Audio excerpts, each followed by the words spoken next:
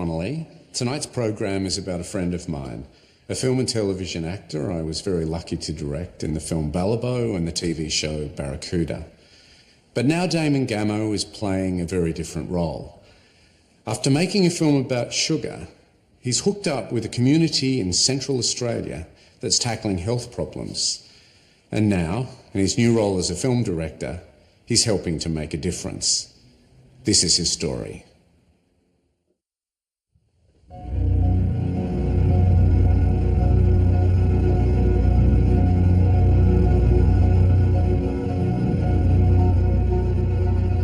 The Australian outback is the last true cathedral on earth. You are just in this enormous expanse, and there's something quite spiritual about that, I think. We should probably just do some testing of what foods are going to work and be popular. Where we're going to in Pipiljara, that's maybe 800 k's southwest of Alice, so it's a long way inland. The first time I went out there, I found it really overwhelming. I felt that I didn't belong there. And I still get a sense of that when I go to the APY lands, that you do feel honoured to be allowed to be there, because it is a very strictly, tightly controlled Aboriginal space.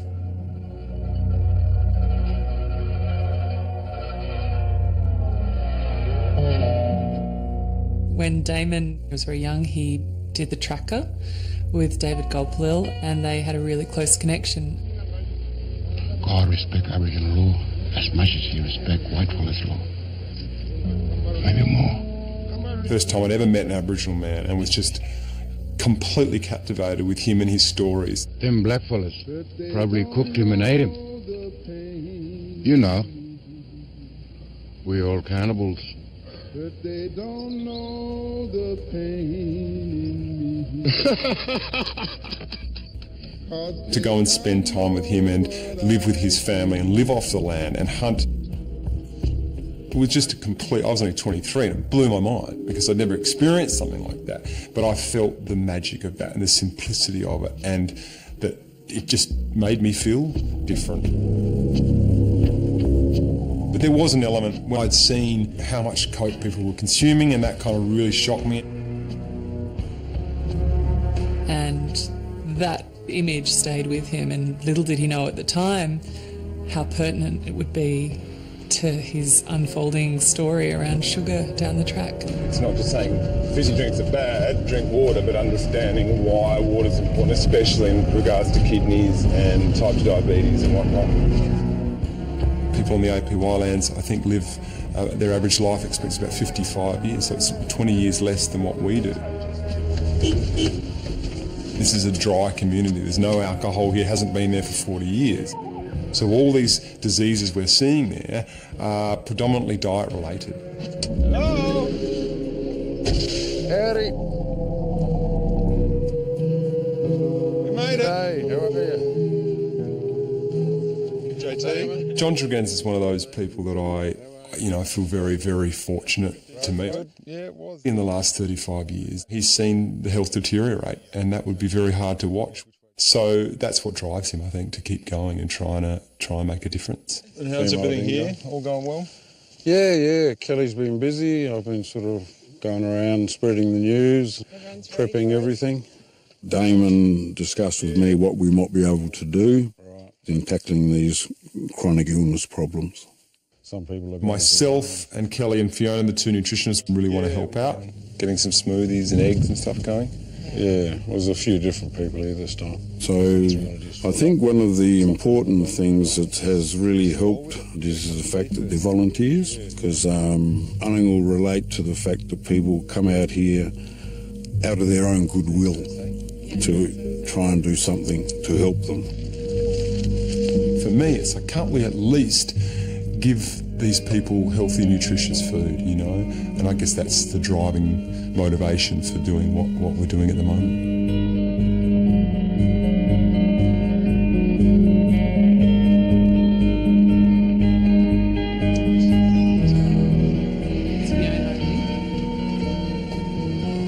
Billy, do you want some... do you working on some of that. When I met Zoe, self-care wasn't high on the list. I was still enjoying a packet of cigs a day and a couple of Cokes.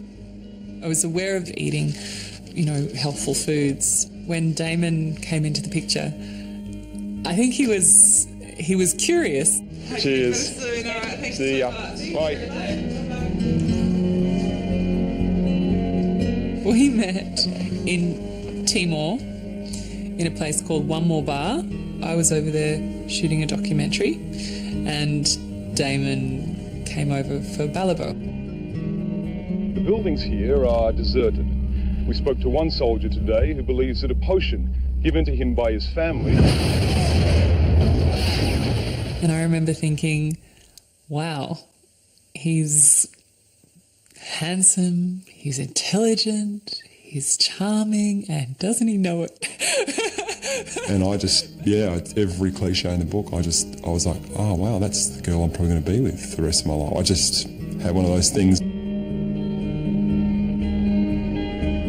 Damon was very much in that acting world. When you're part of that scene, you're inclined to go out and get a bit drunk or have a good time.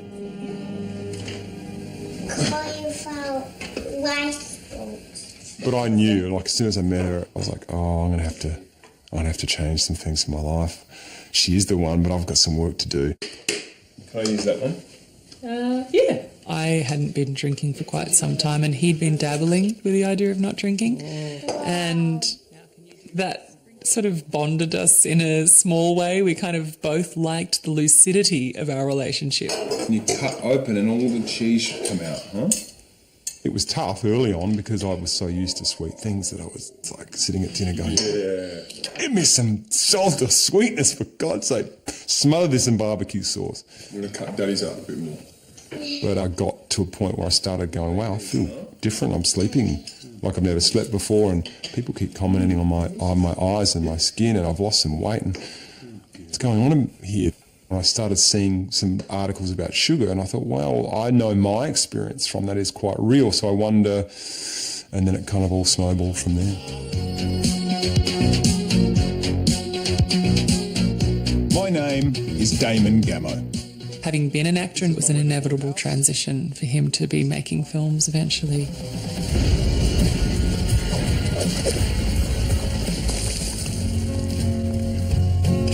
Sugar has become so prevalent in today's society that if you removed all the items containing it from a standard supermarket's shelves, just 20% of items would remain. Is it too cold? Here, Daddy will warm it up first with his bum. There was a few stats that were quite motivating to me, and one was that type 2 diabetes now kills someone every 6 seconds around the world. And this is a disease that's preventable by diet. The fact that 1 in 4 Aussie kids now are overweight or obese. How much for your carrot?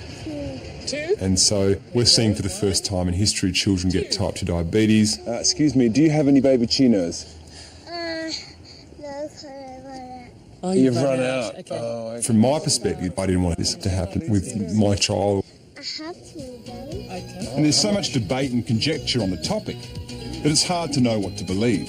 The only real way to get some answers is for me to start eating sugar again and see what it does to my body. When he was gearing up to shoot and make the sugar film, he was almost in perfect physical condition to do such an experiment on himself because he had very little refined food already in his diet. So here are the rules for my next 60 days.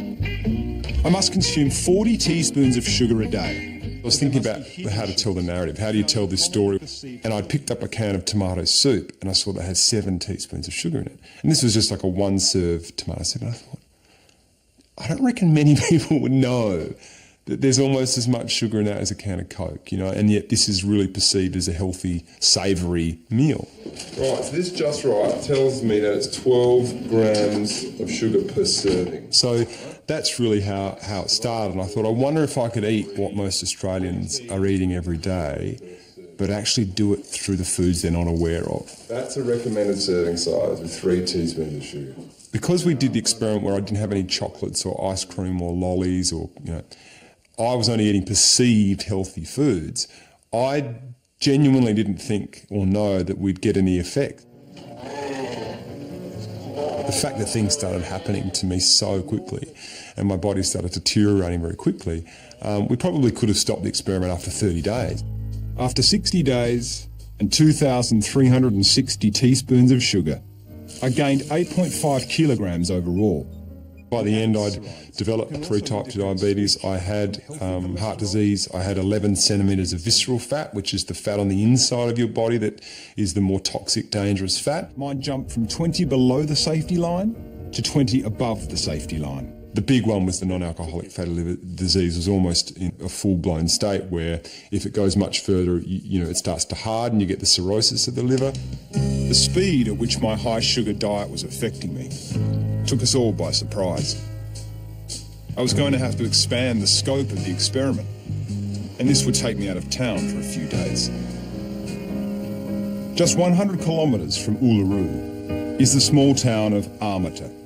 One of the things that was always important to me was I thought I don't want to just make a film. But in 2007, its population of just under 400 people consumed 40,000 litres of soft drink. Part of me was, what are the next steps? Like, how do you actually impact change? I just found this story about this town, Armata, in the APY lands, where the elders had got together and decided to remove full-strength Coca-Cola. And I just went, wow, that needs to be told.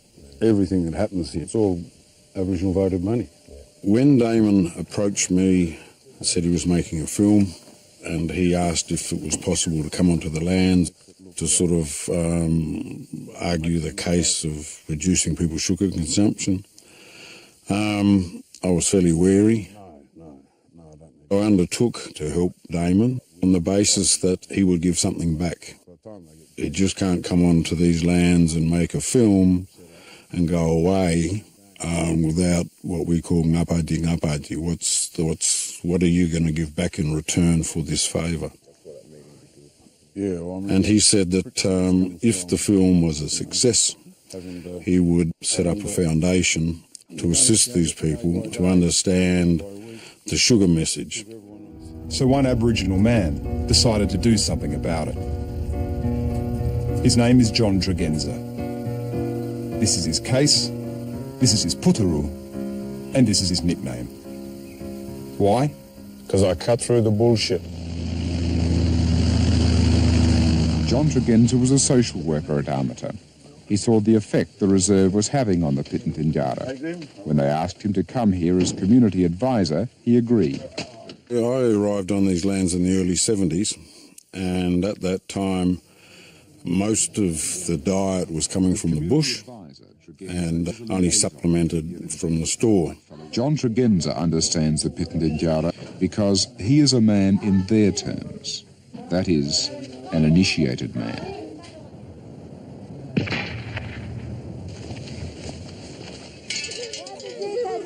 Life was good, long time. There was no store, no houses, long time. They were like warriors, and feed their families in the bush. These little communities have sprung out of these people's desire to get away from settlements and missions with all of the social problems that those places create. Back in the 70s, people were probably sourcing 90% of their food from the bush and about 10% from the store. Now that's changed over the last 30, 40 years to being pretty much round the other way. In fact, it's probably more like 95% out of the store and about 5% out of the bush. They lost access to bush tucker. People used to live a lot off rabbits. Khaleesi rise wiped out the rabbits. The Port Arthur massacre and the response from the Australian government to that essentially disarmed the men. So once we're hunters, can now only point their finger at game. They don't have the weaponry to go out and hunt, apart from the fact that, of course, the game is scarcer because of the buffalo and the camels. Oh, look at that. Wow. What we've got now is a changed environment. See, That's native grass, that. But that there's buffle. And the rest of the plain, as you go out there, it's choked with buffle. The problem is that not only don't roos and big game eat it, it's also very hard for the predators, the birds and others to find their feed. So it just doesn't only impact on the big game, it impacts on this whole food chain. In the early 90s, the defunding of the homelands forced people to come into the larger settlements. And with that event, the reliance on the store became stronger. All the stores were operating with non-Aboriginal managers, and the prices were outrageous and the products were terrible. In those days, it was basically the store manager became responsible for the nutrition of the community. People were having tons of sugar added to their normal diet. Sugar cane. So people, they had a taste. Hey, this is beautiful taste, sweet. I might get one for my children. We didn't know, but we thought it was a good, like sugar, instead of eating fruit and veggies. Insulin resistance syndrome increased, obesity increased, and diabetes, type 2 diabetes. All of the health problems, including diabetes and kidney failure, is all related to the diet. I've known almost everyone buried here. I've got family members buried here. Most of these deaths here are premature and could have been avoided with correct diet and access to affordable, healthy food. It's a complete tragedy. We formed an Aboriginal Anangal Steering Committee to have a look at the whole problem. John, with the local committees there, formed a group called Maywiru, which meant good food. They would operate the stores with good food, good education, and try and restore the health of the local people. I was the first general manager of the Maywiru stores policy. We were funded at that stage through the Department of Health and Ageing, and we had in-house a nutritionist. The original intention of Maywiru was that stores should be seen as an essential service. They're the only source of food and nutrition in the community, and they should be allowed to be not-for-profit. The Maywiru itself, the stores group, makes up of 5 stores now. Maywiru, it helped this community and other community too. So everybody like it. Oh yeah, we might try and put out something. I think that's a good idea. Maywiru, it's good. Maywiru was working, and in a very short time, Armata had the lowest rate of sugar consumption in the region.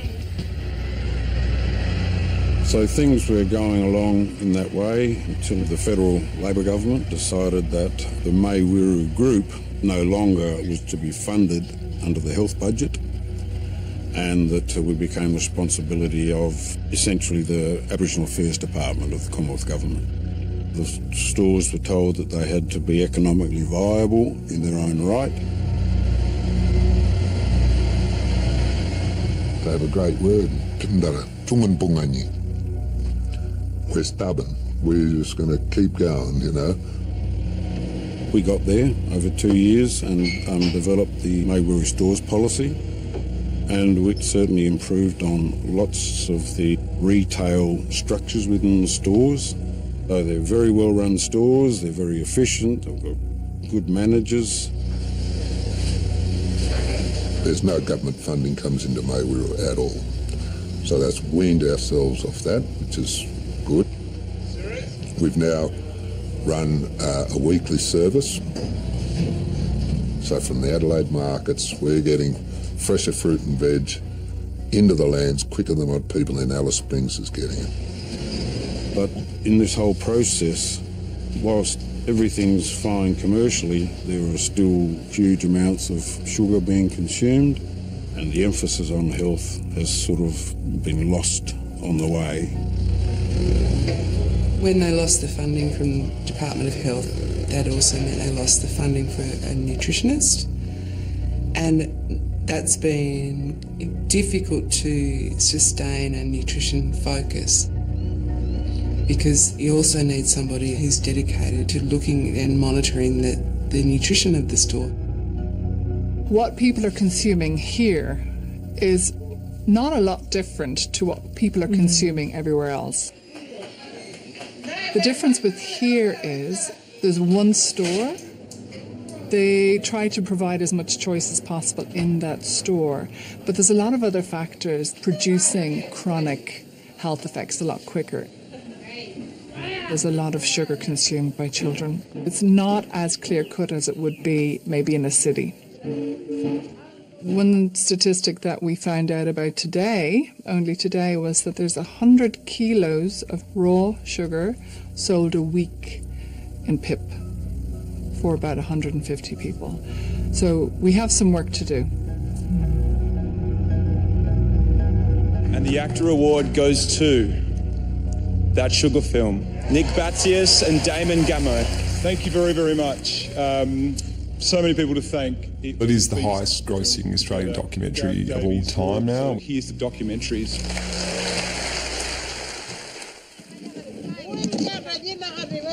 Because of the success of the film and the attention that it gave Maiwuru, we were able to establish the foundation, which has raised about $100,000 so far and made it possible for nutritionists to return to the APY lands with an education program around added sugar.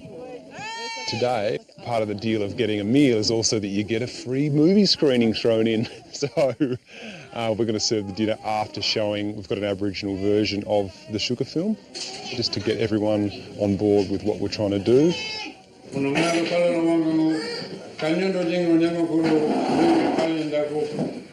Given the level of funding that the foundation had, I considered it was best to start in one community.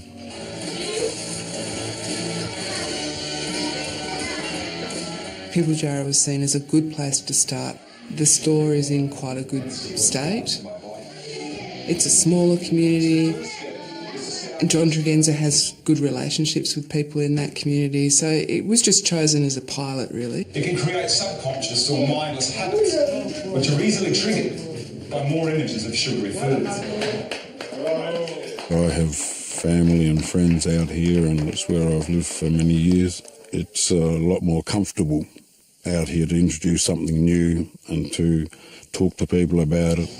Yeah, because it says honey, but that really means sugar. So that's really what the foundation was about, and teaming up with John again was to try and help reinvigorate that aspect and provide the nutritionist and employ that nutritionist that they couldn't afford anymore. So that's really what we're trying to do. So this, we have sugar, 6.7 grams per 100 mil. Things are quite embryonic at the moment, we're just sort of beginning, but one of the first things we're focusing on is just the store itself, so we're going around sort of educating the local people as well to understand what we're trying to do about putting clearer labelling on the foods to make sure we're aware of the foods that have got added sugar in. Even though it says 30% less sugar, there's still too much sugar in this. There's a lot of sugar. In an ideal world, it would be lovely just to take everything off the shelf and just put everything that you want in there as a nutritionist. But it takes time to change. It was just fantastic having Damon and Helly and Fiona. We had no idea how much sugar was in some of this stuff. They just came and said, look, how about coming in and putting some labels up in the store about the thumbs up, thumbs down, helping people make those choices. The key is to try and get sort of familiar foods that are comfort foods, but they're sort of, we use slightly different ingredients, lots of colours so we get all the vitamins and the nutrients in there. Did your mum and I and Fiona work together last time with you? Yeah. We had a few of those children come in and help us. They've all done cooking before. Cooking's a big thing out here. I want to be chef when I get older. You're going to be a chef? Yes. Keenan, who's my little helper all day, he wants to be a chef, which is music to my ears. A healthy chef, hopefully. Have your friends been eating less sugar? Yeah? The thing that I say in community meetings all the time is that the reason we're doing this is so that the young children now, our grandchildren now, do not end up going down the same track of diabetes, kidney failure, dialysis machines and early death, which is the track that many, many people out here are on now.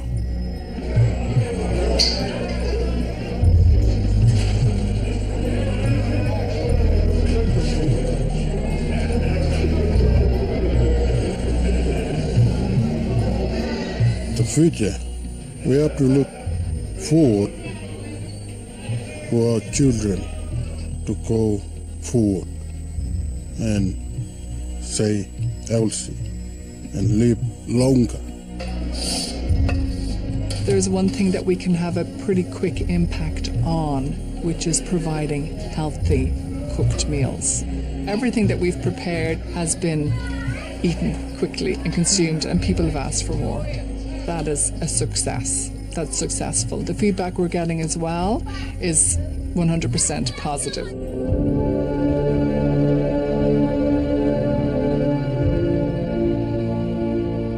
Yeah, it felt like yesterday went pretty well. Yeah. A lot of the women and the men too commented on how good the food was. Yes. Notwithstanding it had no sugar and salt. Way back, I think even on Captain Cook's boat, there was an exchange of sugar for dancing. That's how it first began. When they landed on the shores, the Aboriginals did a performance and a dance, and they gave them bags of sugar. And it even started way back then.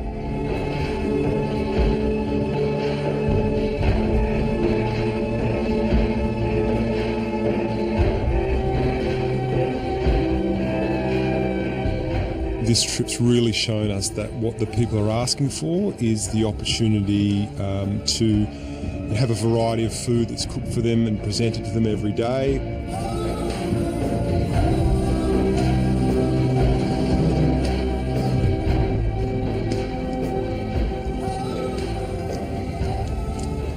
I reckon, given the success of the cook-up yesterday, it feels like you should just go all out for the cafe idea. We would actually bring in the chefs, cook the food and prepare it for people, and hopefully see more and more lines snaking out the door. So if you've got an alternative, they'll go for it, as they said last night. John's been out there for so many years. He's heard all the stories. He's seen lots of initiatives like ours come through and not sort of see any success. But I think he does believe in what we're doing. We are trying to do things a little bit differently, and especially this cafe idea. I think that's something that's exciting everybody. John and I, however, needed to add some salt, but that's not the point. Salt's good for you, in moderation. I wrote a song about sugar in Pidgin language. Sukakura tai pire kongo pe. Sukakura tai pire kongo pe. Uangara kun ponyi nama. Uangara kun ponyi nama. Wari joda. Minma joda, Kiki joda kolila.